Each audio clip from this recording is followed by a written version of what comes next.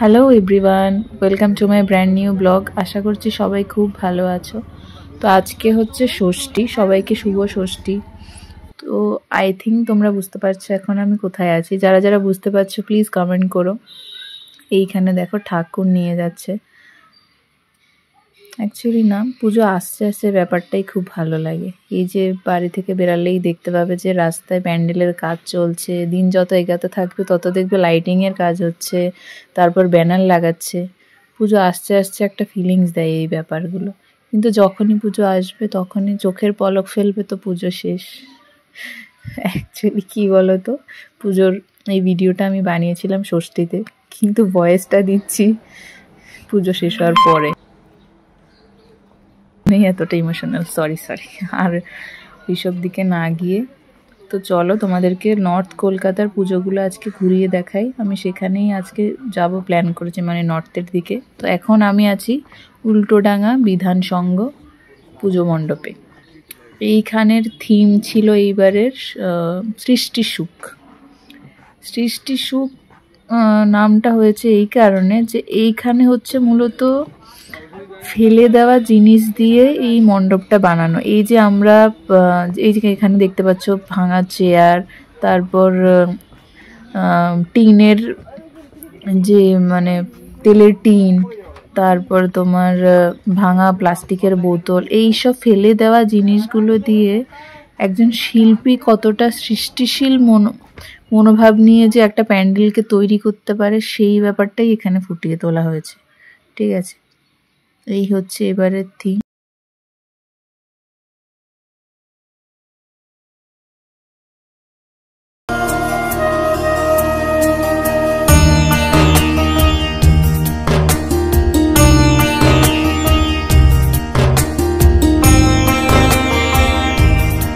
Next আমি আছি তেলেঙ্গা বাগান সর্বজনীন পুজো মণ্ডপে, যেখানের এবারের থিম ছিল অচলায়তন, যার মূল ভাবনা ছিল প্রত্যেক দিনের জীবনে আমরা যে সকল কুসংস্কারগুলো মেনে চলি তার আদৌ কোনো বিজ্ঞান ভিত্তিক যুক্তি আছে কি নেই সেই নিয়েই এইবারের ভাবনা।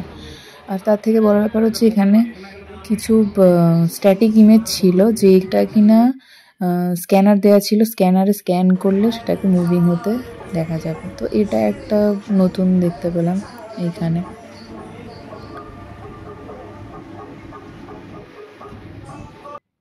নেক্সট আমি আছি নলিন সরকার স্ট্রিট পুজো মণ্ডপে, যেটা কিনা হাতিবাগানের একটা অন্যতম পুজো, যেখানের এবারের থিম ছিল রূপান্তর।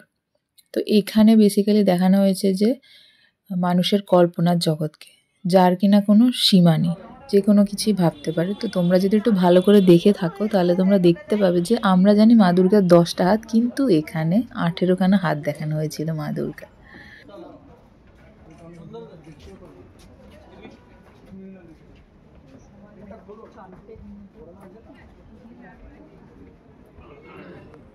নেক্সট আমি আছি হাতিবাগান নবীনপল্লী পুজো মণ্ডপে, যেখানে এবার ফুটিয়ে তোলা হয়েছিল আমাদের দেশের স্বাধীনতা সংগ্রামে নারী শক্তির যে অবদান ছিল, সেই নারী শক্তির অবদানটাই এখানে ফুটিয়ে তোলা হয়েছিল।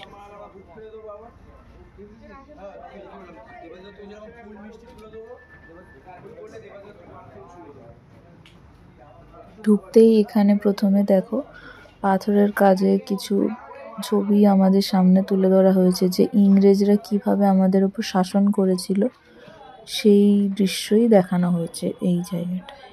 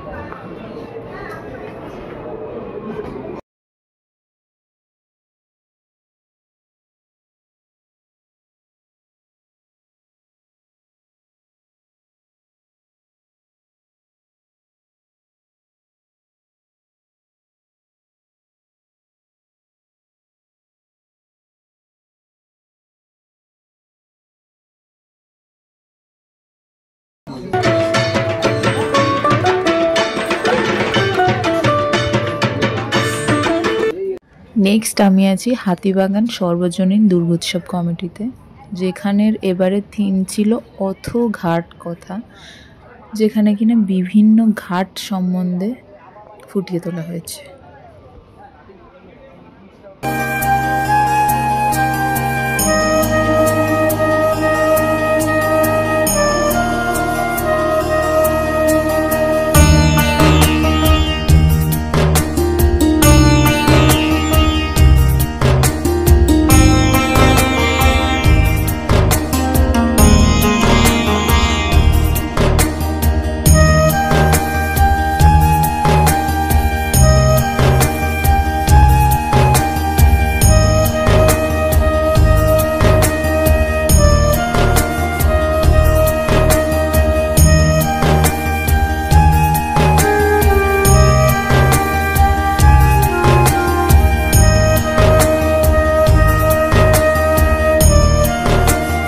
এখন আছি শোভাবাজার রাজবাড়ির পুজো মণ্ডপে, যেটা কিনা একটা বনেদি বাড়ির পুজো।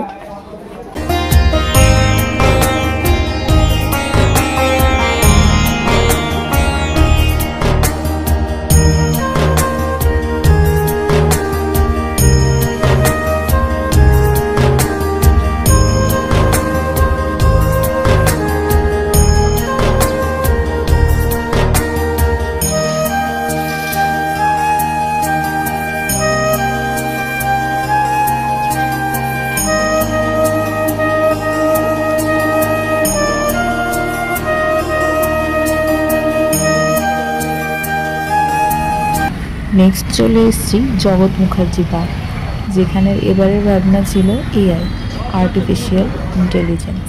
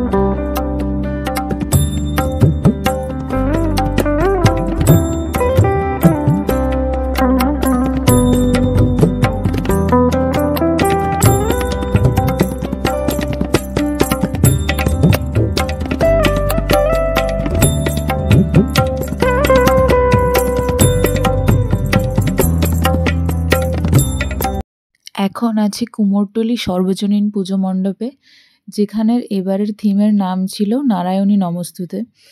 এখানে নারায়ণ দেবনাথের বিভিন্ন চরিত্র ফুটিয়ে তোলা হয়েছে, যার মধ্যে অন্যতম ছিল বাটুল দি গ্রেট, নন্টে ফন্টে। তো এইবার সেই কার্টুন ক্যারেক্টারের উপর বেস করেই এই পুজো মণ্ডপে তৈরি করা হয়েছে।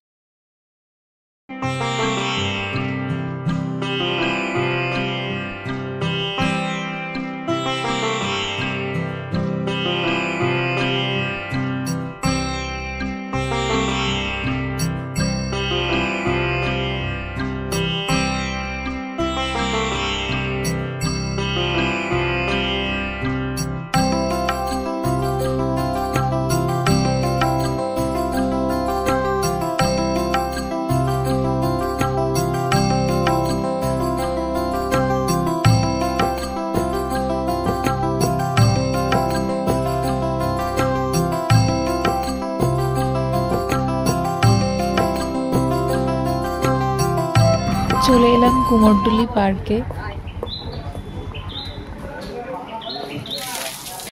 কুমোরটুলি পার্কের এবারের থিম ছিল পত্রশোভা, যেখানে প্রায় ২,৫০০ হাজারের ওপরের বেশি পাতা ইউজ হয়েছে। পুরো প্যান্ডেলটাই তৈরি হয়েছে পাতার উপর বেস করে। পাতার উপর বিভিন্ন মানুষজনের, বিখ্যাত মানুষজনের পোর্ট্রেট তৈরি করা হয়েছে। বিভিন্ন রকমের পাতার ইউজ হয়েছে। অ্যাকচুয়ালি কুমোরটুলির জায়গাটাই হচ্ছে শিল্পীদের প্রাণকেন্দ্র। তো সেখানে আমরা সেই সব মানুষজনের ক্রিয়েটিভ মাইন্ডেরই পরিচয় পাবো।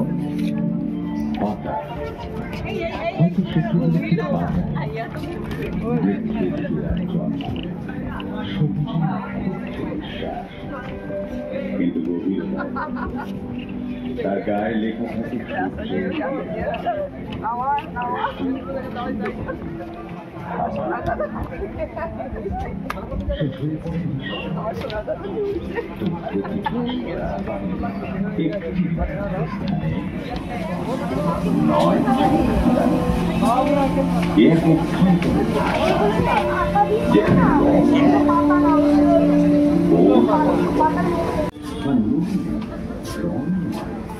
তাকে দায়িত্বের লেখা শিল্প,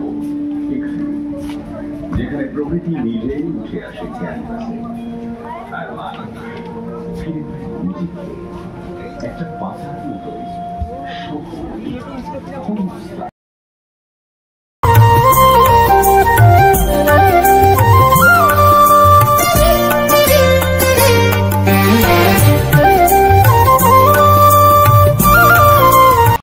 এইবার চলে এসেছি হাটখোলা গোসাইপাড়া সর্বজনীন দুর্গোৎসব কমিটি পুজো মণ্ডপে।